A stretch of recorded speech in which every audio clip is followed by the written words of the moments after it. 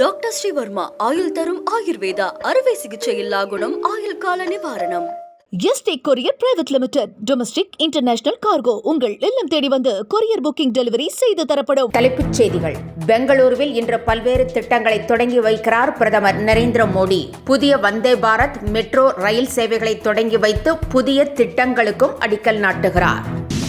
அமெரிக்க அதிபர் டிரம்ப் ரஷ்ய அதிபர் புட்டின் இடையே நடைபெறவுள்ள சந்திப்புக்கு இந்தியா வரவேற்பு. உக்ரைன் போர் முடிவுக்கு வரும் என நம்பிக்கை. தமிழகம் இரட்டை இலக்க வளர்ச்சியை எட்டியதால் வைத்தெரிச்சல் படும் இபிஎஸ். மத்திய அரசு செய்ய முடியாத சாதனையை தான் நிகழ்த்தி காட்டியதாக முதலமைச்சர் மு.க. ஸ்டாலின் பெருமிதம்.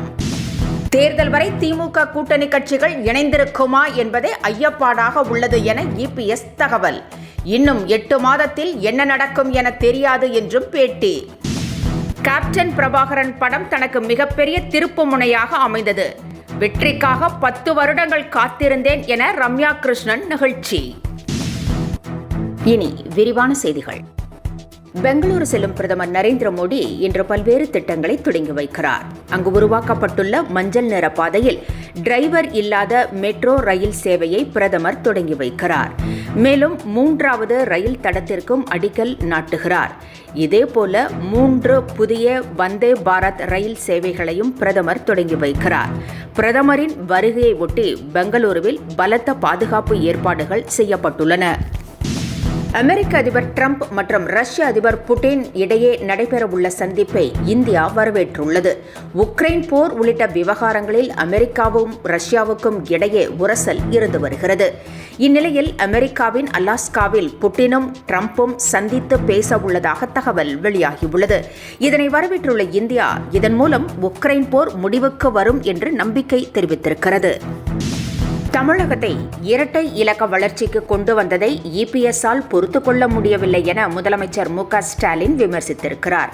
சென்னை பல்லாவரத்தில் நடைபெற்ற நிகழ்ச்சியில் பேசிய முதலமைச்சர் மு.க. ஸ்டாலின் மத்திய அரசால் செய்ய முடியாத சாதனையை தான் நிகழ்த்தி காட்டியதாகவும் தமிழகம் இன்னும் சில ஆண்டுகளில் முதலிடத்திற்கு வரும் என்றும் இதை எதிர்க்கட்சி வரிசையில் இருந்து எடப்பாடி பழனிசாமி பார்க்கத்தான் போகிறார் என்றும் தெரிவித்திருக்கிறார்.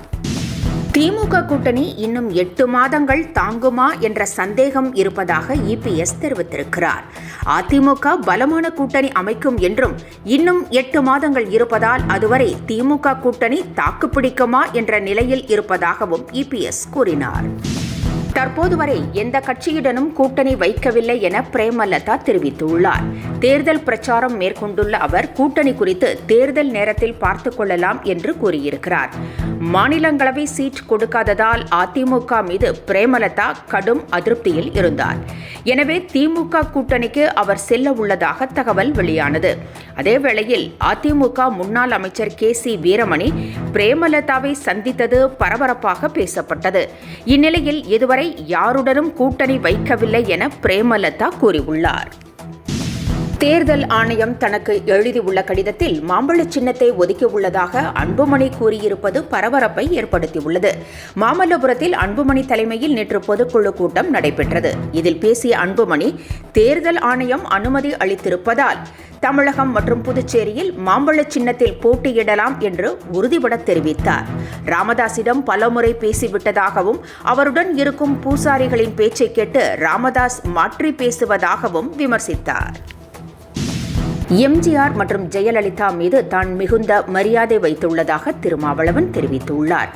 திராவிட இயக்கங்களில் பார்ப்பனியம் ஊடுருவ எம்ஜிஆர் அனுமதித்தார் என்ற விமர்சனம் உள்ளதாக திருமாவளவன் கூறியிருந்தார்.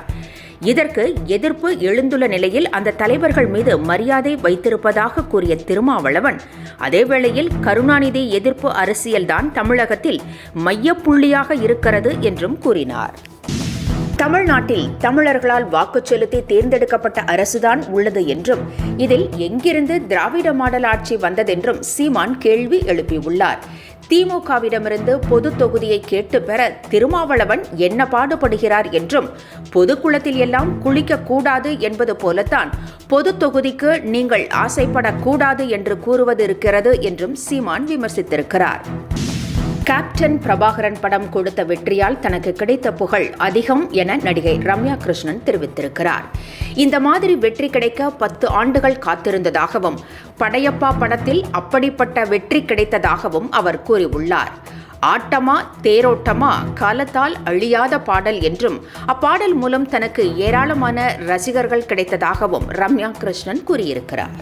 என்றும் உங்களுடன் மை இந்தியா முக்கிய செய்திகளை உடனுக்குடன் தெரிந்து கொள்ள சப்ஸ்கிரைப் பண்ணுங்க, பெல் பட்டனை பிரஸ் பண்ணுங்க. என்றும் உங்களுடன் மை இந்தியா. டாக்டர் ஸ்ரீவர்மா ஆயுள் தரும் ஆயுர்வேதா அறுவை சிகிச்சை இல்லா குணம் ஆயுள் கால நிவாரணம். Yesterday courier private limited domestic international cargo உங்கள் இல்லம் தேடி வந்து கொரியர் புக்கிங் டெலிவரி செய்து தரப்படும்.